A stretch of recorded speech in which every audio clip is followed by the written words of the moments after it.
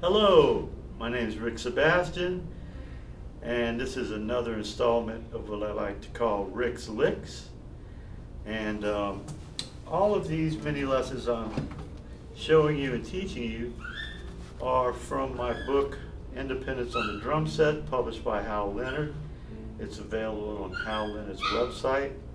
And if you like what you see in these mini lessons, I guarantee you, you'll get a lot more out of this book. Let's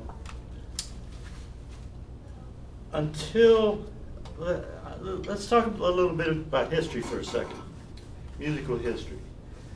There was the swing era in jazz where the drummer's role was more of timekeeping, and whenever they played phrases, it was usually just on the snare drum.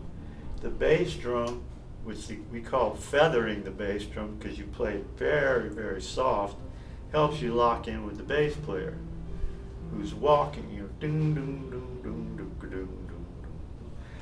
So at that time, drummers basically played behind soloists, playing what we like to call four on the floor, just quarter notes on the bass drum and playing ideas with the left hand on the snare. Here's an example. 1, 2, 1, 2, 3, 4.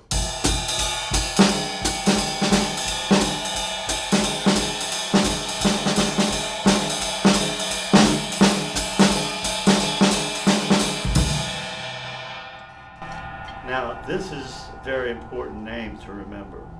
At the very beginning of the bebop era, with Charlie Parker, Dizzy Gillespie being some of the main figures, there was a drummer named Kenny Clarke. Kenny is the first drummer that started to use the bass drum to play phrases and ideas instead of just keeping it four on the floor. And he would do things sometimes that came to be known as dropping bombs on the bass drum, especially when he, out of nowhere just really kicked the bass drum hard. So instead of just playing four on the floor, Kenny would use the bass drum to express improvisational ideas and the snare drum. So when you have two voices like that, it becomes more melodic and a lot more musical. Here's a quick example. 1, 2, 1, 2, 3, 4.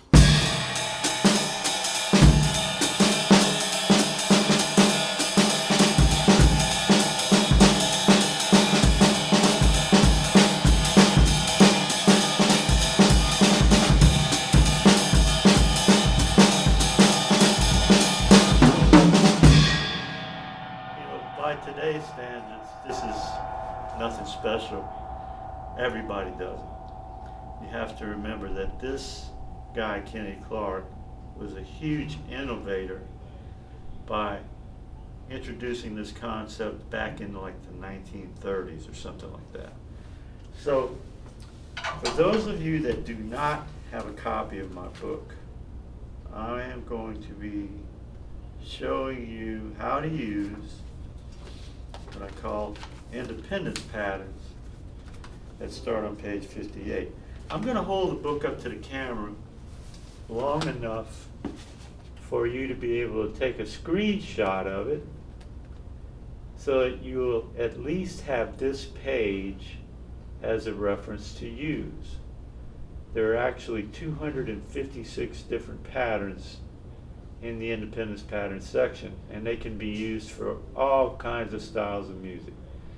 So hopefully you've gotten your screenshot by now, and what I will be doing, I will be playing the quarter notes on the bass drum, the eighth notes on the snare drum. I'm going to play each pattern 4 times and then go to the next pattern without stopping, playing that pattern 4 times, then going to the third pattern without stopping, playing that pattern 4 times, etc., until I get to the last one on the page.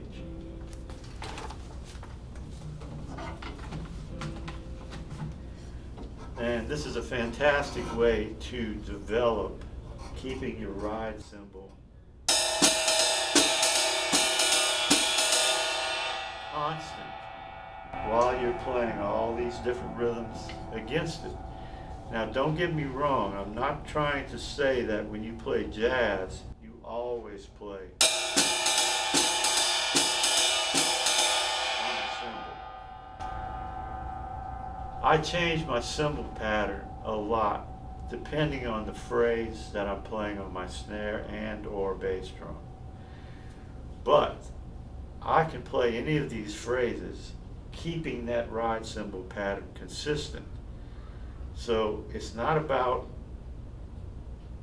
it's really more about having the ability to play anything you want and keep that ride pattern going. But also, if you want to change the ride cymbal pattern, it's a creative decision.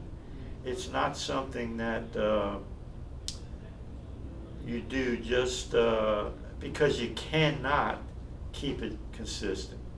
So the idea is to be able to play anything you want that you hear in your head and have the ability to keep that steady ride pattern and play anything you want against it. But that doesn't mean you have to keep that ride pattern consistent all the time.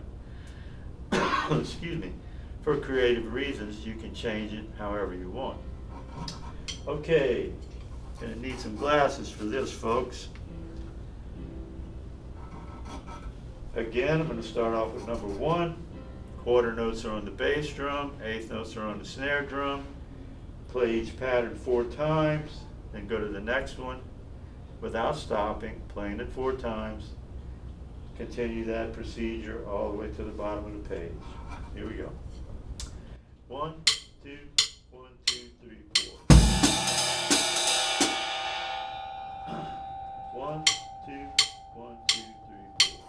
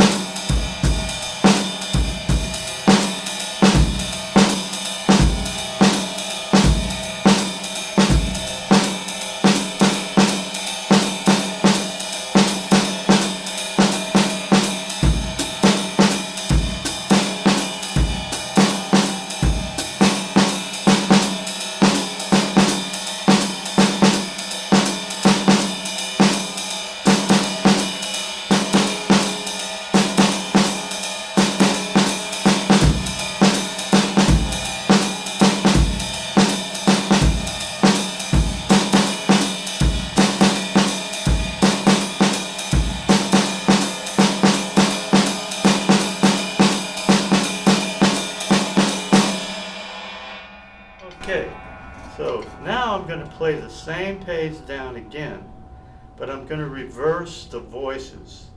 Now I'm going to play the quarter notes on the snare drum and the eighth notes on the bass drum, because the bass drum needs to be able to play eighth note phrases as well. Okay, same thing, 4 times each pattern without stopping, going to the next one. Okay, 1, 2, 1, 2, 3, 4.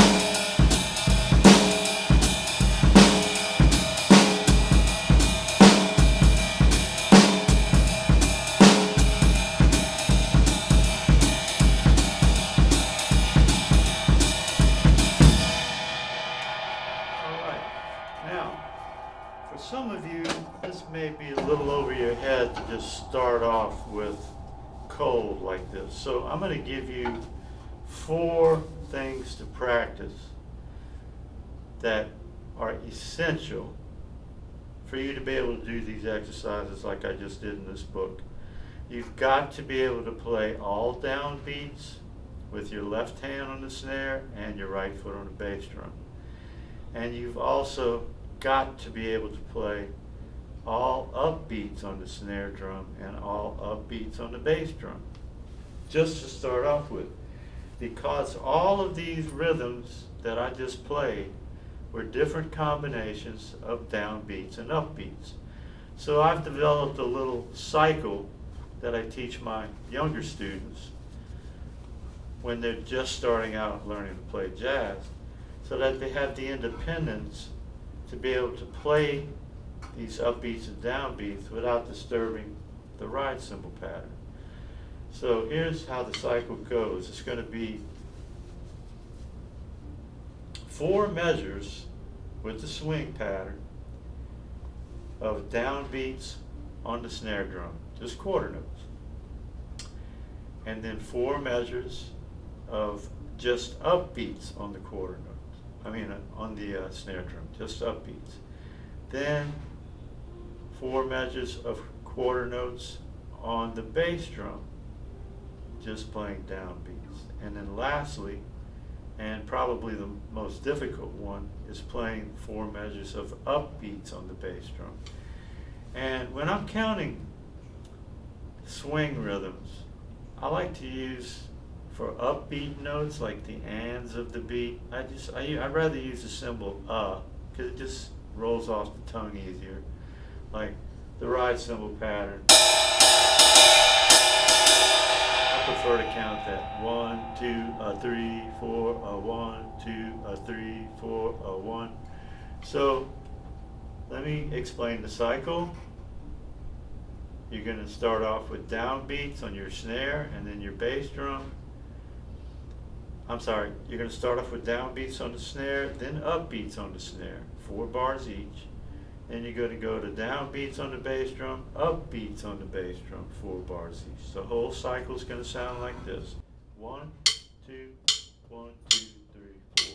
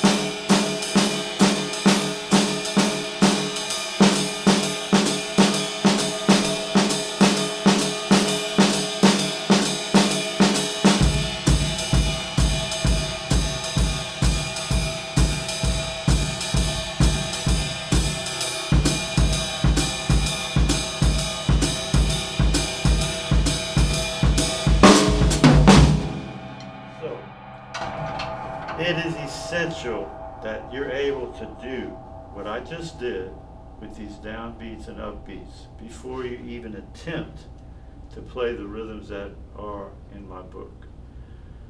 So once you feel really comfortable, and when I say really comfortable, I mean you know this stuff so well, you're like dreaming about it at night. You've got it memorized. You don't have to count anymore.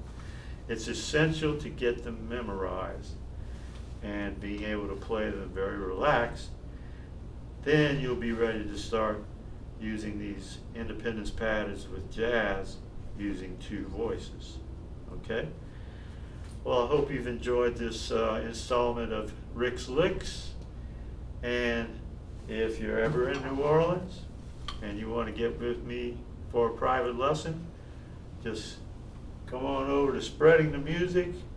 You can contact them via email at info@spreadingthemusic.com. All right, until next time, have a good one.